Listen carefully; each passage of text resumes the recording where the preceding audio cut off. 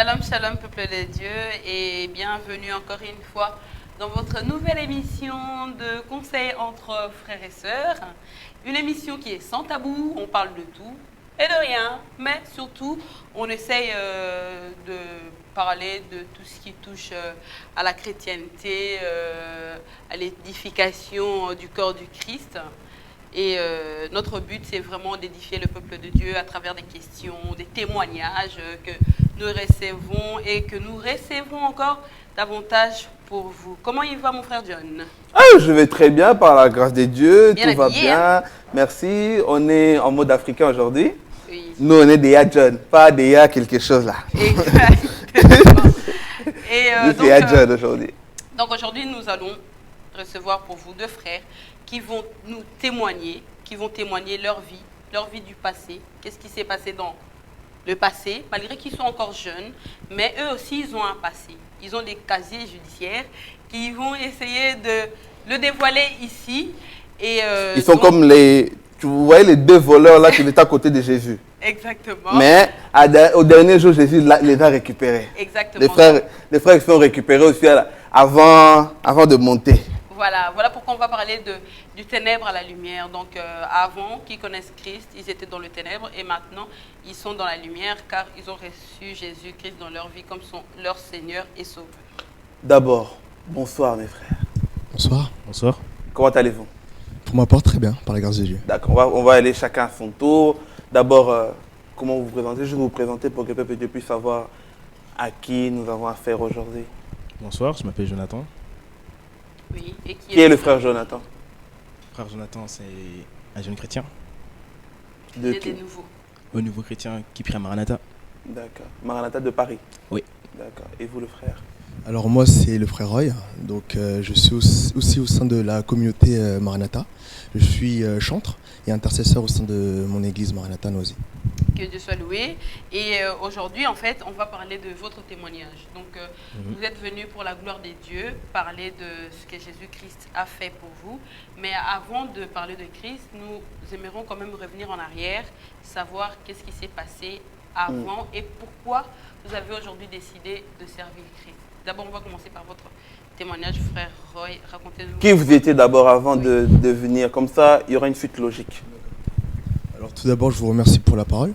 Je suis très content d'être parmi vous en tout cas ce soir, dans ces lieux. Merci de votre invitation.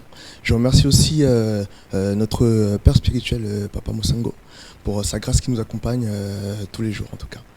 Donc mon témoignage, il remonte à des années. Hein. C'est vrai qu'avant d'être dans le Seigneur, j'étais un enfant... comme tout jeune, hein. Ça a commencé lorsque j'étais au collège. Donc lorsque j'étais au collège, tout se passait très bien. J'avais mes parents à mes côtés. Je menais une scolarité, une vie très, très paisible. Et mon père voulait faire de moi un ingénieur. Mais malheureusement, les notes ne suivaient pas. Donc du coup, j'ai voulu changer de voie, carrément. Et ça n'a pas plu à mon père. Et du coup, il a laissé tomber un peu mon éducation. Et du coup, j'ai dû mener ma vie par mes propres forces, par mes propres moyens. Et de fil en aiguille, je suis allé au lycée, tout ça. Tout s'est passé très bien à l'école, mais malheureusement, j'ai eu à côtoyer des mauvaises personnes au sein de mon quartier. Des personnes qui dealaient, des personnes qui volaient, des personnes qui faisaient des choses pas bien dehors. Et moi, étant donné que j'étais livré à moi-même quelque part, j'ai suivi le mouvement. J'ai commencé à traîner avec eux, à tenir les murs de ces bâtiments-là, à voler, à vendre de la drogue. Et tout ce que j'ai récupéré, en tout cas dehors, je l'ai initié à la maison. Donc j'ai commencé à manquer de respect à mes parents. Je frappais mes frères et sœurs. J'étais devenu un enfant très turbulent en tout cas. Mais ça n'a pas empêché que mes notes suivaient à l'école. Donc voilà un peu le contraste. À la suite de cela, un dimanche, en tout cas, c'était un dimanche, mes amis sonnent à la porte. Ils sonnent à la porte, ils me disent Roy, viens avec nous, on a des faux billets dans les poches Et ça te dit qu'on aille acheter un kilo de légumes, 1 kilo de fruits, pour que le commerçant en face de nous donne l'argent liquide convenable. Je dis ok, pas de souci, je me prépare. Je commence à me préparer et je dis à ma maman, maman, je vais faire du sport. Je reviens avant midi. Ne t'inquiète pas, c'est vrai que j'ai pas l'habitude d'aller faire du sport le dimanche, mais ne t'inquiète pas, là c'est le moment idéal, propice pour aller faire du sport, en tout cas avec des amis. Donc j'y vais, je reviens avant midi. Donc j'y vais, mais une fois que j'ai franchi la porte, le seuil en tout cas de ma maison, il y a une forte voix qui a sonné en moi, qui m'a vraiment interpellé et elle me dit aujourd'hui c'est ton jour, aujourd'hui tu vas aller au commissariat. Mais moi, bon, j'ai pas prêté attention, j'ai vraiment pas prêté attention, donc du coup je suis allé, on a fait ce qu'on devait faire, mais un commerçant, on est tombé sur un commerçant qui a eu des doutes sur ce qu'on avait entre les mains et il a appelé la police. Il a appelé la police et du coup on était 4, les deux ont couru, ont échappé à la police et les 2 autres, dont moi, nous sommes allés au commissariat. Et de là, interrogation, fouille, etc. Et garde à vue. Donc de là, on a appelé mes parents pour venir me récupérer le soir même. En rentrant à la maison, j'ai vu ma mère pleurer. Ça m'a beaucoup attristé. Ça m'a beaucoup attristé parce que j'avais menti. Et je ne devais pas la mentir justement. Je ne devais pas la mentir, mais je l'ai menti. Et du coup, je l'ai vue, elle était vraiment peinée et dans la tristesse. Et ça m'a vraiment fait mal, sur l'instant. Et de ce fait, mon père m'a puni pendant plusieurs mois. Il a dit, à partir de maintenant, c'est école, maison. Le week-end, tu ne sors plus. Ok, j'ai fait ainsi. Et pendant que, justement, je ne sortais plus, etc., je méditais justement sur mon futur et mon présent. Et ça commençait à cogiter quand même. Je me rappelais de la voix forte qui m'interpellait et j'essaie de travailler ça pour me dire c'est le moment de changer. Mais ça avait pas un réel impact en fait. Donc du coup, il m'en fallait encore plus. Bon, étant donné que je sortais pas, j'étais devant mon PC et de là, j'ai commencé à créer plusieurs comptes sur des réseaux sociaux, notamment Facebook à l'époque, enfin toujours d'actualité, MSN et Skyblog. Et de là, j'ai commencé à faire plusieurs rencontres avec plusieurs personnes et plusieurs filles en tout cas. Et pendant que j'étais justement en train de nouer plusieurs relations via les réseaux sociaux, un mouvement qu'on appelle le Logobi est apparu en France. Donc pour le Logobi, pour les personnes qui ne le savent pas, c'est un style vestimentaire.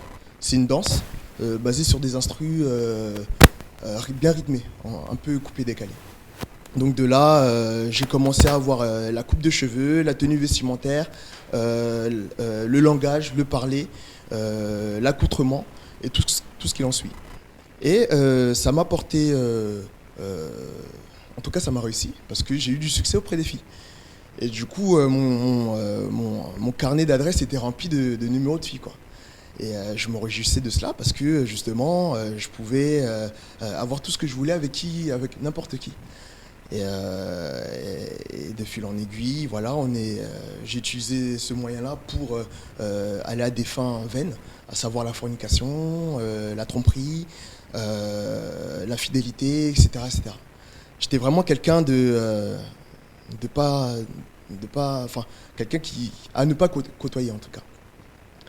Et un jour, je devais rencontrer une d'entre elles, mais sur le chemin, il y a une voix qui me parle encore. Comme quoi elle veut pas me lâcher. Il y a une voix qui me parle et qui me dit c'est pas bon ce que tu fais. Faut que t'arrêtes, bientôt tu vas mourir. Si c'est pas un accident, ce sera du sida ou quoi qu'est-ce. Bon. Mais voilà, c'est toujours pas. Ok, je vais vous arrêter là. La voix vous parle et n'oubliez pas cette partie-là, restez dans votre voix. La voix vous a parlé, la fameuse voix là. Restons là en attendant. Je reviens chez Jonathan. Raconte-nous un peu une partie de votre témoignage. On va aller tout à l'heure. Dans le passé. Arrêtez-vous avant que le Christ intervienne. D'abord, explique-nous votre vie d'avant.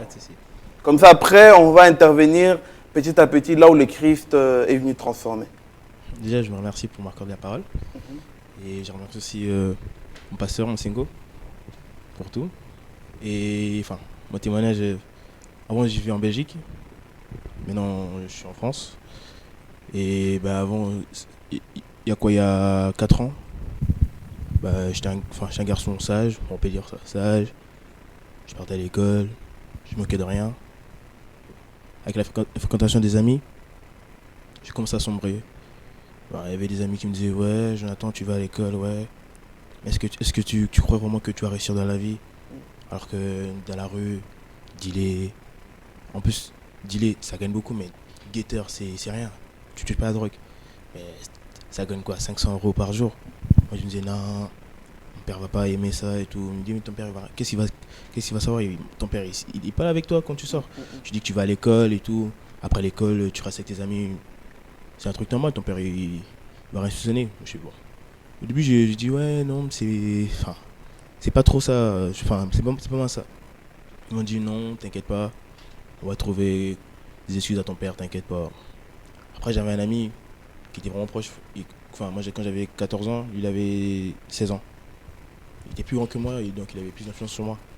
Il disait ouais Jonathan, t'inquiète pas, ça va bien se passer. Évidemment ça s'est bien passé, c'est que je croyais. On dealait, on vendait de la drogue, des fois on agressait quelques gens dans la rue. Ça me plaisait parce que je touchais au moins quoi, 500 € par jour. Il me disait ouais c'est bon et tout, non, mais mon père ne le savait pas. Les 500 € en fait, je le disais pas, en fait c'est pas moi qui le disais. Je m'amusais parce que ouais, je me dis ouais, t'as l'argent, les filles, ça se passe c'est facilement. Tu peux avoir qui tu veux. Pour moi c'était facile à faire ça, donc moi je me suis dit ouais c'est la belle vie, j'attends, t'inquiète, tout va bien se passer, t'as pas de tracas. En plus c'est pas moi, enfin c'est pas moi qui comment dire ça, c'est pas moi à qui c'est pas moi qui vendais la drogue, donc j'ai pas de problème. C'est moi qui, enfin on m'envoyait parce que on me voyait comme ça, on va jamais dire que ouais ce gars il deal, il fait des trucs malsains. On dit ouais ta tête en plus t'es un peu mignon, donc ça va pas, c'est normal, donc ça pas, enfin comme on disait dans. Je trouve mignon toi-même, c'est bien ça.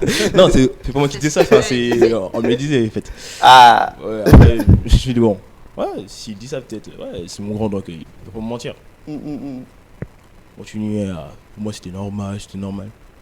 Et puis un jour il est arrivé que enfin je devais sortir aller voir un ami. Mon père m'a dit ouais sors pas parce que tu dois rester faire la vaisselle. Je suis oh, il abuse de faire la vaisselle. Et moi je vais gagner mon argent sans qu'il sache que je gagne mon argent comme ça. Je suis resté. Après mon ami qui était plus âgé que moi, il m'a dit ouais c'est bon moi si je reste, donc ils vont faire leur truc eux-mêmes. Et puis j'apprends quoi 5 heures plus tard que ouais il y avait une perquisition plutôt. Il y a la police qui est descendue là-bas, ils ont tout pris, tout le monde qui était là-bas, ils ont tous arrêté. Je suis bien comment est-ce que je fais oh franchement non je suis fort, franchement mon intuition et tout, c'est grâce à moi que j'ai échappé à ça. Pour moi c'était normal, en ce moment là je croyais pas en Dieu, je me disais ouais Dieu ouais Dieu il existe, après puis bah ça. Les autres ils perdent leur temps à aller à l'église, bon. Pendant qu'ils vont à l'église moi je suis en train de gagner mes sous, donc c'est qui le gagnant, c'est moi. Moi c'est normal ce que je faisais.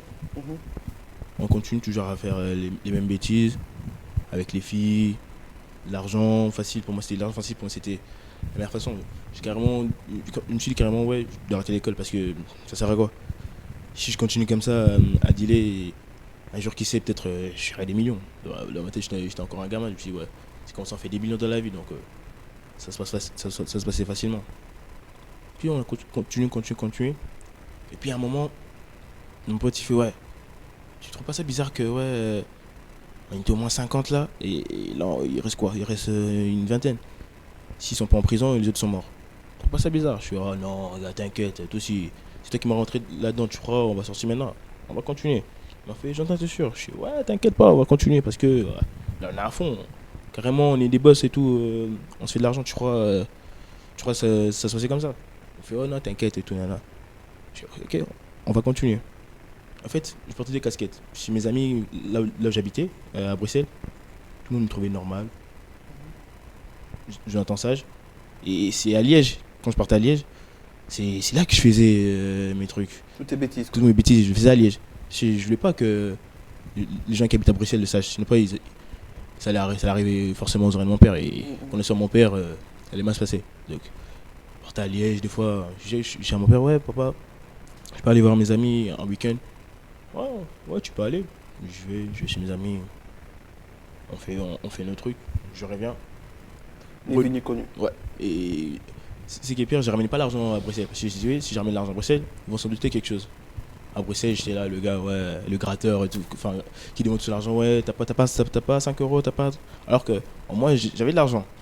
Mais je vais pas faire. Je vais pas montrer que ouais, j'avais de l'argent. Je continuais à dealer. Et il est arrivé un jour, on me proposait de braquer. Je me suis dit, mais vous êtes malade, braquer. Attends, braquer, tu crois, c'est facile. Il fait, mais t'inquiète pas, on a un réseau pour ça. C'est un truc qu'on a prévu, ça fait quoi? Ça fait déjà 4 ans qu'on a prévu. Vu qu'on a vu que t'es un bon élément et tout, là. Donc, on va te mettre à l'intérieur. Je me suis dit, bon, pourquoi pas? J'ai dit, si vous avez plus braquer, vous allez prendre combien? Ils m'ont dit, ouais, un truc de 48 000. Je me suis dit, ah ouais, 48 000, on a combien? On a 4. Je suis dit, ah ouais, 48 000, eh ben, c'est la belle vie ça. Je me voyais déjà les vacances Espagne. Je me voyais déjà les vacances Espagne. Partout, avec les filles, je me suis dit, waouh, franchement, ça serait parfait pour moi. Et puis, il est arrivé, enfin, le jour où on devait aller braquer, je me sentais vraiment pas bien. Je me suis dit, ouais, bon, Joe, qu'est-ce que tu vas faire? Tu vas pas te dégonfler alors que, ouais, tout le monde compte sur toi. Vu que j'habitais au rez-de-chaussée, je me suis dit, ouais, je suis sorti par la fenêtre. On est parti. Et en fait, en arrivant là, on devait braquer. Enfin, en fait, il y a un autre groupe qui nous a défoncé. Ils ont pris l'argent. Enfin, j'étais énervé, je me suis dit, waouh, c'est quoi le plan que vous m'avez fait là? C'est obligé, vous avez déjà prévu ça avant, comme ça, pour que je vienne et je me fasse arrêter. On m'a dit, non, c'est pas nous et tout. Là. Et puis, les gens qui ont braqué, en fait, jusqu'à maintenant, ils ont pris des prisons, ils ont pris des peines de 10 ans de prison parce qu'ils avaient déjà un casier judiciaire. Et moi, jusqu'à maintenant, j'ai jamais eu de casier judiciaire. Et maintenant, je vais aussi vous arrêter comme la sœur avait arrêté le frère. Maintenant, pour qu'on puisse bien comprendre ça, on va parler un peu de l'aspect, le sentiment intérieur, comment vous vous sentez en ce moment-là, comment vous étiez affecté. Est-ce qu'en ce moment-là, quand tu vivais cette vie-là normale, je pose la même question au frère et frère, si tu pourras répondre à cette question-là. Quand vous étiez en train de vivre cette vie-là, vous vous amusez, tu prends l'argent, tu t'amuses, le frère aussi prenait l'argent et vous amusez. L'intérieur, votre conscience était comment? Moi, sans vous mentir, je me sentais bien. Pour moi, c'était... Tu ne te posais pas de questions? Je ne me posais pas de questions. Tu n'avais jamais de doute? Si, des fois, oui, mais après, je me suis dit, ça partait. Je me suis dit, il y a l'argent, donc il y a l'argent, c'est bon. Même la peur de se dire que si mon père apprend ça un jour... Est-ce que tu étais tranquille? À cause de mon père, j'étais pas tranquille. J'avais un petit stress, mais... C'était un stress vite fait ou c'était... Enfin, une vie en fait où tu avais peur que tôt ou tard ça allait quand même... un malheur allait t'arriver. C'était pas ça? En fait, je pensais pas au lendemain. Je pensais que ouais, aujourd'hui, on le fait, puis bah ça. Le lendemain, pour moi, ça vient plus tard. Donc, ce qui va arriver arrive. Et le frère, comment tu te sentais en ce moment? En cette période-là, je me sentais bien. Je me sentais bien, fort, vaillant. J'avais pouvoir et la main mise sur tout. Et c'est ça qui me donnait la force, en tout cas. Et j'avais envie de continuer tous les jours à X heures, quoi. Donc j'étais bien. J'avais aucun sentiment de mépris, de faiblesse. En tout cas, j'avais la force. Mais maintenant, pour que le changement puisse intervenir dans votre vie, ça veut dire qu'il y avait un moment où ce sentiment avait changé. Vous avez plongé dans un plein doute. Maintenant, quand ça a intervenu? Comme ça, on continue dans votre témoignage. Justement, pour revenir sur mon témoignage, donc lorsque j'allais voir cette personne-là, entre-temps sur le chemin, j'avais cette voix-là qui me parlait de plus en plus et je méditais sur ça. Mais donc j'allais la voir, il ne s'est rien passé de spécial avec cette personne-là. Mais c'est une grâce, hein.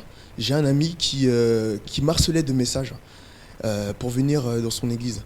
Et à chaque fois, je repoussais l'échéance, à chaque fois, je repoussais son invitation. Mais un jour, je me suis pris en main. Je lui ai dit, ok, je viendrai ce dimanche. En plus, ce frère-là était très accueillant. Il est venu chez moi, il m'a ramené à l'église en voiture et tout. C'était très bien. Et Et pendant voilà, justement ce culte-là auquel j'ai participé. Mais si C'est, je oui. vous arrête un peu, qu'est-ce qui vous a poussé à accepter son invitation? Ben, à force de méditer, on se pose beaucoup de questions. On doute et on se dit, si par ma propre force, par ma propre intelligence, j'y arrive, mais le lendemain n'est pas garanti. Il faut que je trouve un autre moyen. Et du coup, j'ai cogité. Et je savais qu'au fond de moi, j'avais un appel du Seigneur, mais je repoussais l'échéance à chaque fois. Et c'était le bienvenu, quoi, en tout cas, le fait que ce frère-là m'invite dans son église. Et c'était le déclic, c'était vraiment le déclic. Et du coup, j'ai participé à ce culte-là, j'ai beaucoup aimé. Et même à la fin de ce culte-là, je lui ai dit, ça fait vraiment du bien de prier. Ça fait vraiment du bien. Et là, je me sens restauré, je me sens revivre en tout cas. J'ai une force nouvelle en moi qui, waouh. Mais quand tu étais parti prier, pendant les moments des prières, Oui. toi qui étais avec ta vie, tu priais quoi en fait? Ben, je faisais de très courtes prières en tout cas. Dans repentance ou quoi? Des prières, je suivais en tout cas ce que mes voisins disaient. Donc j'étais dans une phase d'apprentissage, entre guillemets. Donc je suivais un peu mes voisins, ce qu'ils disaient, et je priais. C'est vrai que bon, je suis issu d'une famille catholique, mais catholique saisonnière. C'est des catholiques, mais qui vont à l'église de temps en temps. Donc je savais qui était Dieu, qui était Marie, qui était Jésus, etc. Donc j'avais quand même une petite base sur laquelle je pouvais me tenir, quoi. Voilà. Et donc voilà ce que je priais en tout cas un peu au sein de cette assemblée. Et c'est là que c'est directement depuis ces jours-là que le Christ a commencé à intervenir. Exactement, voilà. C'est là où ça a vraiment fait le déclic. Et c'est là où je me suis dit, là il faut que je mène une nouvelle vie. Il faut que vraiment je commence autre chose, je m'arrange, il faut que je range droitement ma vie et que je mette de l'ordre dans tout ça. Et ça a été facile pour vous? Ça n'a pas été facile, c'est au fil du temps. Au fil du temps, il fallait couper... Comment vous avez géré ça? Voilà. Ouais. Quand le Christ a commencé à intervenir, parce que ça c'est l'une des périodes les plus difficiles. C'est vrai. Le Christ commence à intervenir, tu avais une vie, mais le Christ maintenant commence à t'exiger à changer de vie. Comment tu as géré ça?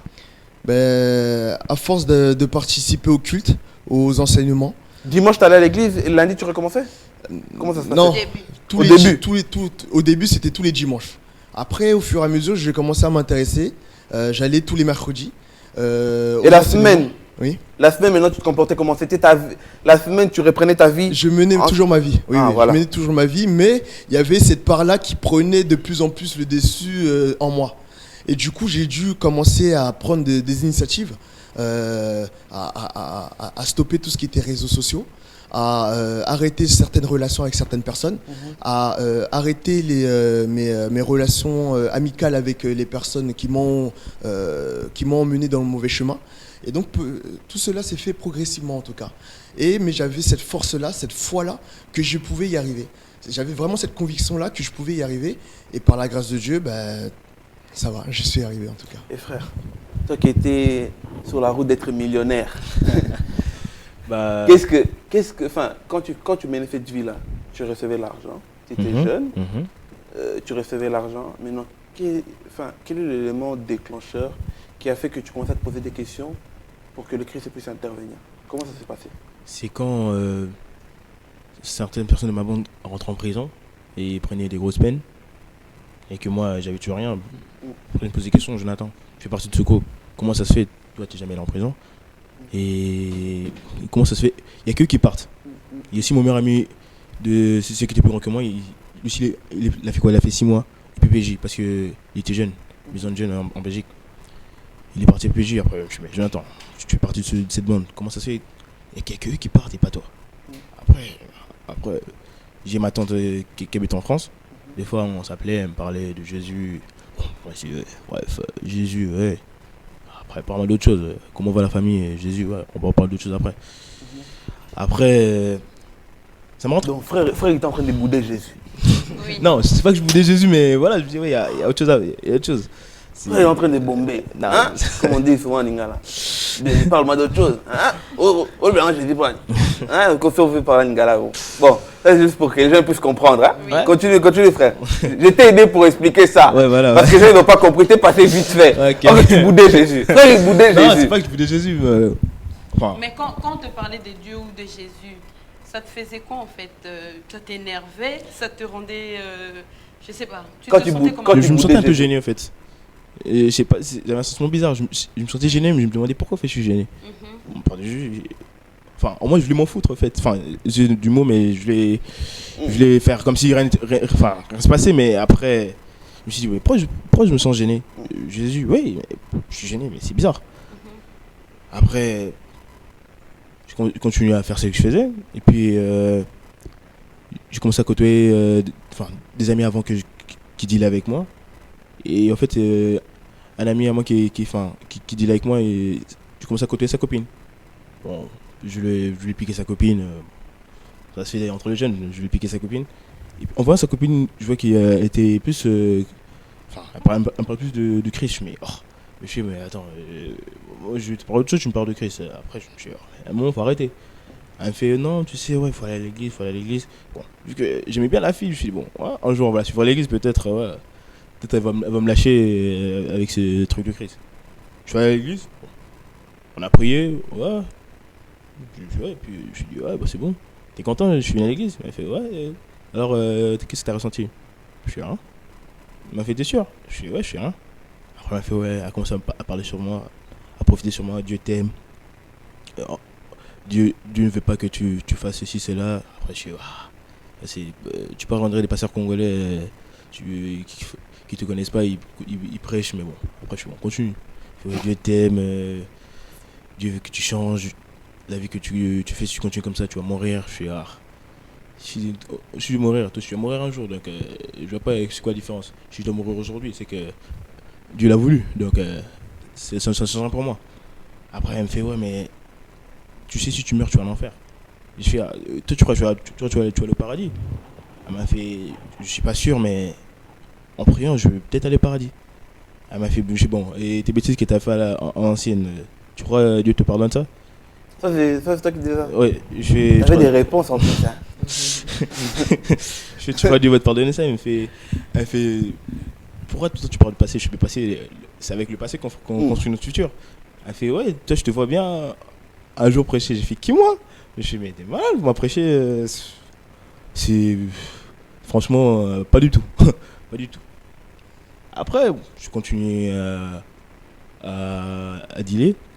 Et puis un jour, là j'avais 17 ans et mon ami il avait 20 ans. Après, un jour on sort en boîte, il me fait, ouais, Joe, franchement, on doit arrêter tout ce qu'on fait. Moi je suis, gars, franchement, pas là. Là on est en boîte, on pense à s'amuser. Il me fait, non, Joe, on doit arrêter. Je suis, bon, bref. Peut-être après, on va en parler après. Je crois que t'es bourré, donc on va en parler après. Après, dans la boîte, j'ai vu une fille, et elle était belle, donc je vais aller la parler, on parle, et puis il y a son copain qui vient. Et je me dis, ce gars je le connais, c'était un arabe, je connais du quartier, je me dis, il a 16 ans, donc je suis plus âgé que lui, donc il va rien me faire. Et là je commence à m'embrouiller, il me fait, ouais gars, je vais te rappeler, je vais te poignarder si tu touches ma copine. Je fais, laisse tomber. Mon ami est venu, vu que c'était comme un grand frère pour moi, il fait, ouais, qu'est-ce qu'il y a? Il a commencé à embrouiller le jeune, il a fait, ouais. Après il m'a dit, toi Jonathan, si je t'attrape, je vais te tuer. Je fais, parole en l'air. En sortant de la boîte, j'avais une veste rouge. Mon pote m'a demandé, ouais Jonathan, tu peux me passer ta veste? J'ai fait, pourquoi? Il me fait, j'ai froid. Je sais pas, tiens ma veste. En continuant, on commence à marcher. Et puis le jeune, en fait, à qui je me suis embrouillé dans la boîte, est venu. Et il est venu, en fait, me frapper. Il a reconnu ma veste, il est venu me frapper. En fait, moi, j'ai passé ma veste à mon copain. Donc il t'a confondu avec ton pote. Ouais. Il était bourré, il a retourné, mon copain, il l'a poignardé dans le cœur. Et puis là, j'étais là, franchement, j'avais un peu plus, mais là, je suis vraiment, carrément devenu normal. Je me suis dit, ça t'a dessoulé. Ouais, je me suis dit, mais qu'est-ce qui se passe? Qu'est-ce que t'as fait? L'homme, il était choqué en fait, je voulais parler sur moi, sa main ou un truc comme ça, pour le faire quoi, ouais. je suis terrible, donc si tu continues, ça sera autre part. Et il a directement poigné le cœur. Je me suis dit, mais pourquoi t'as fait ça et tout? J'étais choqué. Après, je suis retourné chez moi en courant. J'étais en courant, en pleurant. Je me suis dit, qu'est-ce qui s'est passé? Pourquoi ça vraiment? Comment ça peut... En fait, je commence à me reposer des questions. Comment ça peut arriver? Comment je me suis fourré là-dedans? Je n'étais pas comme ça avant. Je sors d'une famille plutôt normale. Enfin, mon père, c'est pas ça qui m'apprend. Pourquoi j'ai fait ça? Après, je commence à me poser beaucoup de questions. Après, je me suis dit, bon, c'est fait, c'est qui est fait. Et en fait, quand j'ai laissé là, il est mort. Mon ami, il est mort sur place. Et voilà, j'ai commencé à cogiter dans ma tête. Je me suis dit, ouais. Après, mon père est. Voilà, après, j'ai comme ça, il y a eu des problèmes avec mon père. Et c'est ce qui fait que, ouais. Voilà. Moi, si je voulais plus vivre à la maison, enfin, à Bruxelles, je me suis dit, ouais. On s'en trouver une attente que j'aille vivre en France. Parce que je dois aussi poursuivre mes études en France. Je vais laisser ma tante qui habite en France. Et au fait, elle, c'est une personne qui prie.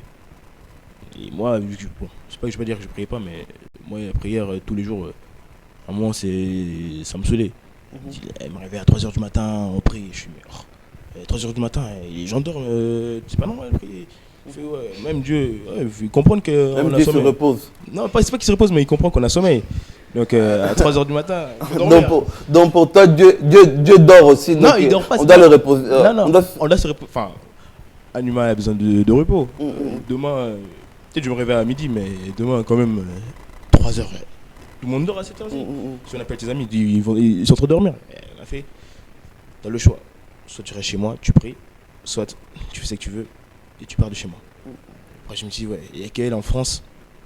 Donc, je suis obligé de me plier dans ces règles. Après, on partait à l'église. Pour moi, c'était. C'est vraiment. C'est un truc. En fait, toi, tu étais un athée, quoi. Non, pas athée, mais je veux pas dire lui, ça comme ça. Il était même pas Thomas. Non, même pas. Lui, je ne sais pas comment il était. Parce que, ouais, j'ai grandi, enfin. Comme un catholique, mais. C'est pour ça que mon Christ aussi aime les têtus de toute façon. C'est pour ça qu'il ne te lâchait pas parce que en suivant ton témoignage, ça fait depuis un petit moment que Christ il t'appelait. Oui. Mais têtu que tu es, j'entendais pas. Il ne t'entendait pas, il continue encore. Il continue encore.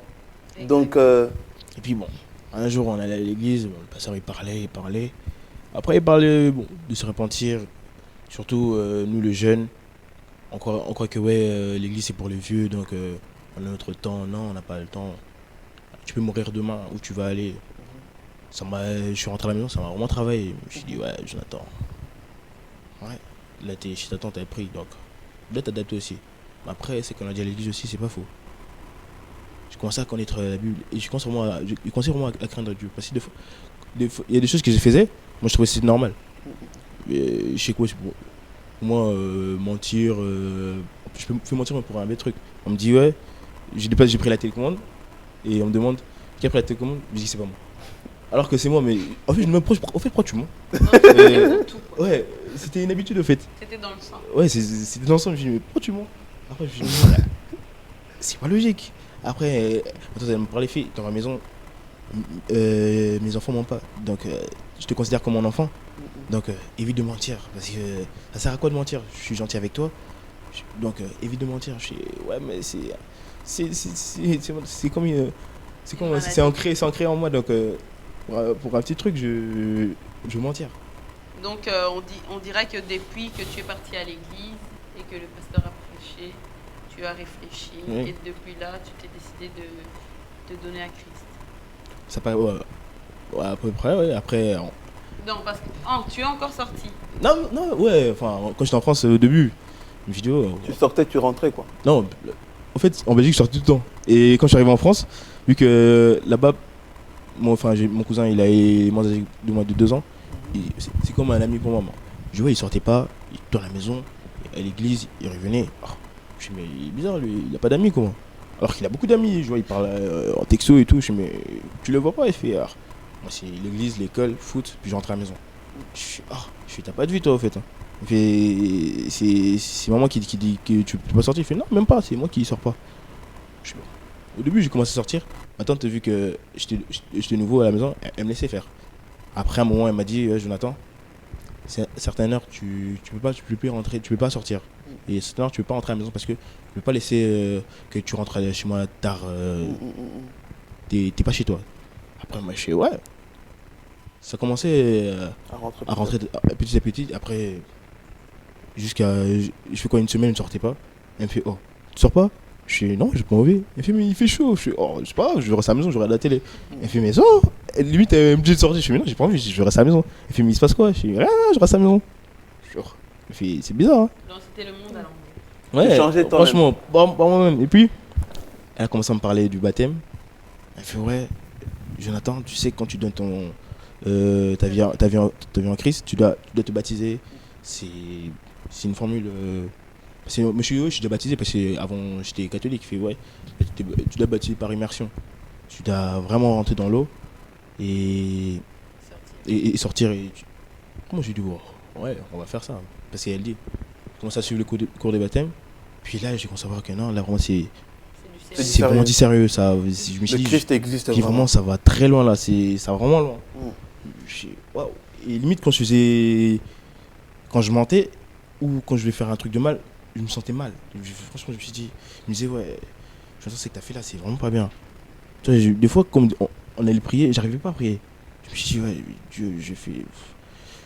J'ai oublié que Dieu était miséricordieux, il pardonnait. Donc, je me suis dit, mais Dieu, j'ai fait ça. Et maintenant, si par exemple, pour que le peuple de Dieu puisse comprendre maintenant, parce que là, on a bien compris qui vous y étiez. Maintenant, on a compris comment le Christ a intervenu petit à petit dans vos vies. Maintenant, juste en parlant, comment vous vous sentez? Si on pouvait expliquer ça par rapport au ressenti personnel intérieur, comment vous vous sentez maintenant? Quel est le plus que vous avez acquis maintenant, d'une manière intérieure, vraiment, en étant en Christ, qu'avant vous n'en avez pas? Pour ma part, aujourd'hui, je suis pleinement en Christ. Hein. Je suis chantre au sein de ma communauté. Je sers Dieu à plein temps. Quotidiennement. Et ton épanouissement, si tu expliquais ton épanouissement, qu'est-ce que tu as de plus aujourd'hui qu'avant tu n'avais pas? Je dirais la paix, la joie et l'amour pour mon prochain. Amen. Ouais. Ce sont des valeurs vraiment que j'avais pas forcément. Que tu connaissais pas complètement. Ouais, exactement. Dans le passé, et là maintenant, c'est ancré dans mon cœur. Et j'essaie de l'inculquer, en tout cas, de le communiquer à toutes les personnes que je côtoie, et, voilà, afin de faire la différence et les influencer aussi en ce sens. Ça, c'est une bonne chose. Et Jonathan? Et un peu pareil, maintenant, je suis presque ingénieur du son de l'église. Donc, quand l'ingénieur du son n'est pas là, donc c'est moi qui s'occupe de micro du pasteur. Jamais j'aurais cru faire ça un jour. Mais maintenant, plutôt par rapport à l'intérieur, parce que quand tu expliquais, tu te sentais bien quand tu faisais tout ça. Ouais. Maintenant, comment tu te sens? Quelle est la différence? Quel est le plus que tu as aujourd'hui qu'avant, si tu regardes bien ta vie, tu n'avais pas? J'ai la joie et je sais que je fais en crise, j'ai pas de stress. Parce qu'avant, je stressais, même si je stressais pas beaucoup, mais il y avait quand même un stress, t'avais quand même la peur. Au moment tu me dis, ouais, si on t'arrête, si tu vas en prison, tu vas gâcher ta vie. Mais là, je vois vraiment que non. Si tout ce que je fais, c'est Dieu qui veut, et tout ce que, franchement, je suis content de savoir qu'aujourd'hui que je vis en Christ et que tout va bien. Ça, c'est une bonne chose. Maintenant, Roy et Jonathan, je vais vous poser une seule question. Vous voyez, on a dans la vie des jeunes qui nous suivent. Il y en a qui sont aussi passés qui ont eu cette vie-là, qui ont dealé, fabriquer des faux billets ou je ne sais quoi. Mais eux, aujourd'hui, ils ne savent pas comment s'en sortir. Si tu devais donner un conseil à un frère qui est en train de te suivre maintenant, Tu veux dire quoi? Moi, je dirais à toutes ces personnes-là que ce n'est pas une fatalité. C'est un moment de la vie, certes, sur lequel on peut se réjouir à l'instant T, mais qui ne peut perdurer dans le temps. Et qui nous apporte pas les vertus. En tout cas, on voit les mauvais côtés de la vie, et à une certaine limite. Mais quand on veut, on peut. Moi, je sais que quand on veut, on peut, et quand on se donne les moyens, on peut y arriver. Donc, c'est une question de comment je peux dire ça, La volonté. de volonté exactement. Quand on veut, on peut. Et voilà. Jonathan, moi je te poserais une autre pour argumenter ça. Je te dirais plutôt de t'adresser à celui qui se croit malin. Parce qu'il y en a aujourd'hui qui ils se croient même plus malins que l'État, plus malins que Dieu. Ils ont l'impression qu'on ne va jamais les attraper. Parce que cette vie-là que vous menez, nous sommes des jeunes de France, de Suisse, partout en Europe, même aux États-Unis, on vit ça, on connaît ça. Il y a beaucoup de jeunes jusqu'aujourd'hui, ils n'arrivent pas à se ranger parce qu'ils se croient malins. Ils croient que cette vie-là, ça ne va jamais se terminer, on ne va jamais les arrêter, l'État ne va jamais les arrêter et Dieu ne va jamais les abandonner, en quelque sorte. Voire même, il y en a d'autres qui vont dealer, ils demandent Dieu, bénis-moi, aide-moi. Ça, c'est la bêtise de pas Voilà, faire. maintenant, qu'est-ce que tu diras à ces jeunes-là? J'aimerais que tu t'adresses à eux. Regarde, en regardant la caméra. Franchement, c'est vraiment l'erreur que j'ai fait dans ma vie de... En fait, j'ai perdu, 4 ans de ma vie en faisant ça. Je me suis dit, si j'avais connu Dieu avant ça, ma vie aurait été autrement. Parce que rester comme ça, tu dis que ouais, c'est bon, tu gagnes l'argent. Alors qu'à l'église, tu vas prier, mais non. Dieu, il te donne tout, plus que l'argent. Plus que l'argent. Moi là, je peux ne rien avoir dans ma poche, mais c'est que ouais, j'ai mon Dieu. Dieu est toujours là avec moi. Partout j'y vais. Tu veux continuer à vivre avec du stress, tu veux continuer à vivre avec tout le temps la boule au ventre, tu dis que ouais, tu sais pas si le lendemain tu seras encore en vie ou si le lendemain tu seras en prison. Ça sert à quoi? Dieu est là. Continue en Christ parce que le Christ il sauve. Moi il m'a changé. Il y a beaucoup de gens qui vont voir ça, ils vont se dire que c'est pas le même Jonathan qu'on a connu. Mais aujourd'hui voilà, c'est que je suis, c'est grâce à Dieu. Donc ça sert à rien de faire tout ça. Et pour terminer, frère, celui qui croit que c'est difficile de changer, il se dit, je ne sais pas par où commencer. Il a l'impression que cette vie qu'il mène là, c'est sa vie en fait. Et changer, connaître Christ, il a l'impression qu'il doit changer, mais je ne sais pas. Il doit renaître de nouveau en fait, il doit recommencer notre vie. Qu'est-ce que tu lui dirais pour finir? Pour terminer, je dirais à cette personne que c'est le mensonge du diable. C'est le mensonge de l'ennemi qui est en lui et qui le manipule dans des mauvaises choses, concrètement. Parce que c'est pas ça. C'est vraiment pas ça. Il est sous l'influence diabolique. Et comment il doit faire pour s'en sortir? Tout simplement se repentir dans un premier temps. S'approcher de personnes qui ont vécu des situations similaires et de leur demander conseil. Des grands frères, des yayas, des hommes de Dieu, afin justement qu'ils puissent petit à petit se ranger et se rendre compte qu'il était totalement dans l'erreur et qu'il y a bien mieux qui l'attend en tout cas. Amen. Amen, amen. Merci beaucoup. Je vous remercie pour votre témoignage. Et c'est une première et nous sommes vraiment fiers. S'il y a d'autres qui ont des genres de témoignages, qui ont vécu du grand banditisme dans leur vie, n'hésitez pas de nous contacter. Les témoignages, ça va aider beaucoup. Surtout, nous sommes nés dans une génération où le grand banditisme, vraiment, c'est le monde d'aujourd'hui. Exact. Et que le Seigneur, c'est vrai que vous allez peut-être dire qu'on ne connaît pas votre vie, on ne connaît pas votre situation, ceci, cela, on ne peut pas vous comprendre. Seul Dieu peut vous comprendre. Exactement. Alors, confiez-vous à lui. Il nous a dit, j'ai mis 2 chemins devant toi, la vie et la mort. Mais choisis la vie afin que... De vivre. Alors, fais ton choix. Exactement. Et nous devons savoir que rien n'est impossible à Dieu. Assez. Il est capable de tout. Il suffit seulement de se donner. Et il fera le reste. Si toi, tu fais le premier pas, lui fera le 99 pas qui reste. Amen. Donc, que Dieu vous bénisse abondamment et restez toujours branchés sur votre chaîne TV La Foi en Jésus-Christ et suivez nos émissions. Chaque lundi, chaque jeudi, nous essayons toujours de mettre une nouvelle émission en ligne. Pour vous édifier. Exact. Que le Seigneur Jésus-Christ soit avec vous. Amen. Au revoir. Au revoir. Amen. Au revoir.